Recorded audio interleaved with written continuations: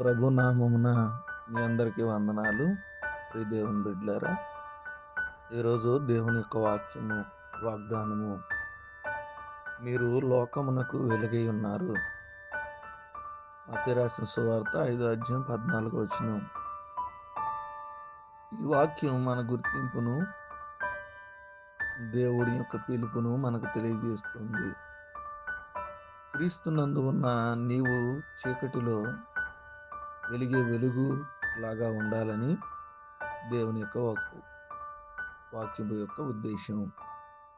దేవుడు నిన్ను దాచడానికి కాదు గాని, కనుమరుగై ఉండిపోవడానికి కాదు గాని, వెలుగుగా ప్రకాశించడానికి, అనేక జీవితాలకి మన ద్వారా వెలుగునివ్వడానికి దేవుడు మన జ్ఞాపకం చేసుకున్నాడు.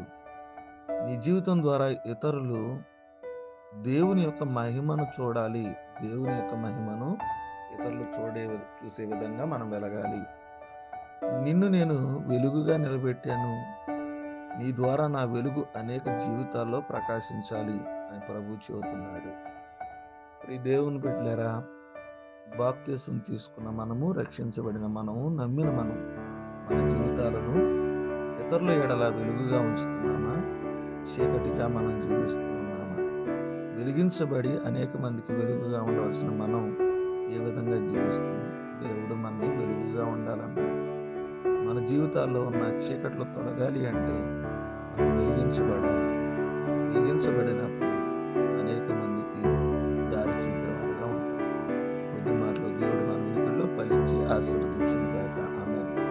తలలో ఉంచుకుందాం, కళ్ళు మూసుకుందాం, ప్రార్థన చేసుకుందాం. ప్రేమ కలిగిన దేవా, మీకు స్తోత్రాలు. ఘనమైన తండ్రి, మీ నామానికి వందనాలు. రాత్రంతా కూడా కాచి మరొక శ్రేష్టమైన దినాన్ని మా జీవితంలో ఇచ్చినందుకు మీ స్తోత్రాలు. నా వేకుని లేచి మిమ్మల్ని ఆరాధించగలిగాం.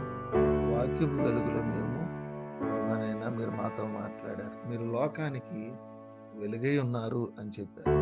మా జీవితాలు వెలిగించబడే కృప దయచేయమని కోరుకుంటున్నాం. అనేక కుటుంబాలు వెలిగించలేకపోతున్నాయి. అనేక మంది బిడ్డలు చీకట్లో ఉంటున్నారు. ప్రతి వ్యక్తి కూడా మీ చేత వెలిగించబడి అనేక మందికి మార్గదర్శులుగా ఉండడానికి సహాయం చేయమని కోరుకుంటున్నాం. అయ్యా, ఈ దినపు పుట్టినరోజులు, వివాహ దినాలు, అనారోగ్యాలు ఉన్న వారందరినీ కూడా జ్ఞాపకం చేసుకోండి.